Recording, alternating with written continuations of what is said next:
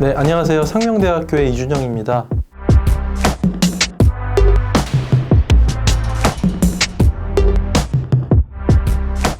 자, 이 코로나19 사태를 가리켜서 우리가 블랙스완 이벤트다 이렇게 얘기할 수 있습니다. 우리가 흑조 이론이라고 하는데요. 백조는 원래 흰 색깔이잖아요. 그런데 17세기 말에 호주에서 검은 백조가 등장을 하게 됩니다. 그걸 보고 유럽 사람들이 엄청나게 큰 충격을 받았죠. 그래서 이게 뭐냐면 결국 이 블랙스완은요, 우리가 전혀 예상치 못했던 또는 전혀 기대하지 못했던 이런 사건, 사고, 이벤트 같은 것들이 팡 하고 터지는 거죠. 이런 것들을 이제 블랙스완이라고 하는데, 이 코로나19가 대표적인 블랙스완이다 이렇게 볼 수 있습니다. 제가 이제 트렌드 코리아 시리즈도 10년 이상 공저 작업을 해오고 있는데, 지금과 같은 사태는 제가 처음 겪어보는 거고요. 트렌드 코리아 2020 이제 예측을 했는데, 거기에서 예측했던 키워드가 거의 무효화되다시피 한 그 이슈가 모든 것들을 다 덮어버렸죠. 그런 부분들이 이런 블랙스완 이벤트다 이렇게 해석을 할 수가 있는 거고요. 그리고 지금의 코로나19 사태를 가리켜서 큐코노미다 이렇게 얘기합니다. 쿼런틴 이코노미라고 하는 건데요. 이게 이제 기본적으로 2008년도 세계 경제 위기, 금융 위기랑은 좀 다른 일종의 어떤 불황으로 가고 있다 이렇게 얘기하거든요.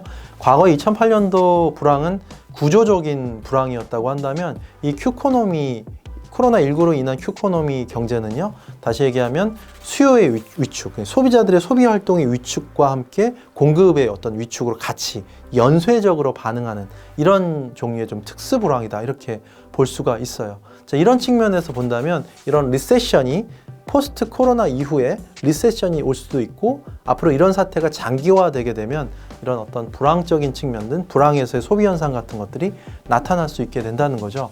자, 그래서 저는 이 챕터에서 분석한 것은 다운데이팅 분석 방법으로 이제 이런 향후의 소비 전망을 했다는 겁니다. 그래서 예를 들어서 2008년 경제 위기 당시에 어떠한 소비 심리가 나타났었고, 그 다음에 어떠한 어떤 소비 트렌드가 부상을 했는가, 이런 것들을 분석한 다음에 우리가 미래적으로 어떻게 이런 현상들이 변화해 나갈까, 이런 내용들을 중심으로 분석을 했습니다. 감염병 사태가 이제 장기화되게 되면, 특히나 이제 전염병이라든가 재난이라는 게 이제 닥쳤을 때 사람들의 이제 생애사 전략이 바뀐다는 거죠. 우리가 이제 소위 얘기하는 짧은 생애사 전략으로 바뀐다는 겁니다. 장기적인 계획이나 장기적인 전망을 하기가 되게 어렵고, 오히려 지금 현재의 즐거움과 또 원초적인 본능에 따르는 이런 어떤 행동들이 이제 많아지게 된다는 거죠. 대표적으로 이제 미국 같은 경우는 슬럼가에서도 이런 현상이 벌어지기도 하고요.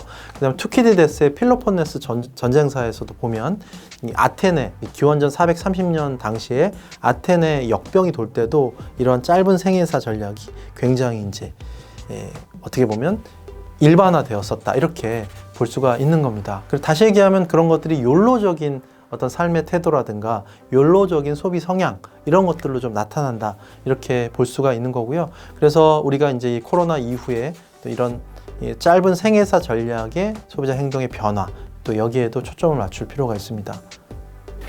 자, 그리고 이제 사람들이 이제 지갑이 좀 많이 얇아지다 보니까 뭔가 새로운 제품을 사는 것보다 우리가 세컨드 핸드 이코노미라고 하죠. 중고 거래, 이런 것들에 대한 사람들의 관심이 굉장히 많아질 수 있다는 겁니다.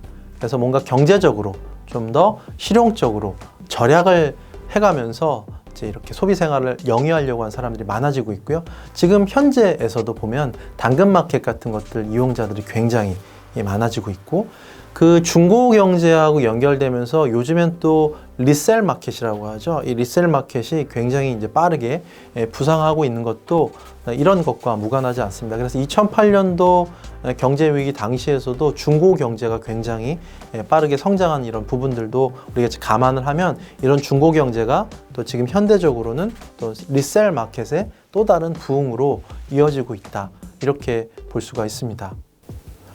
코로나19 사태가 이제 장기화되면서 이제 사람들이 그 누구도 믿을 수 없는 그런 시대가 됐죠. 특히나 건강이나 안전에 대한 민감도가 굉장히 높아지고 있고요. 그래서 물건이나 상품을 선택한다 하더라도 브랜드를 믿고 신뢰하고 구매하는 이런 현상들이 굉장히 높아진다는 거죠. 다시 얘기하면 이 브랜드의 어떤 신뢰성이라든가 브랜드의 어떤 믿음의 가치 같은 것들이 굉장히 중요해지는 그런 시대를 맞이하고 있습니다. 그래서 브랜드들도 고객들에게 어떻게 신뢰를 줄 수 있을 것인가, 이런 것들을 다시 한번 고민하는, 또 고민해야 될 그런 시대를 맞이하고 있다, 이렇게 볼 수 있죠.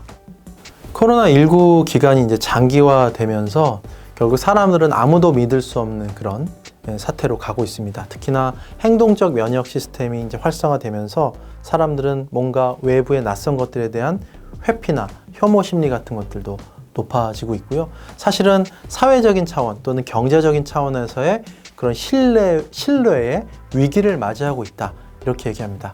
프랜시스 후쿠야마 교수는 결국 신뢰 자본이라는 것을 굉장히 강조했거든요.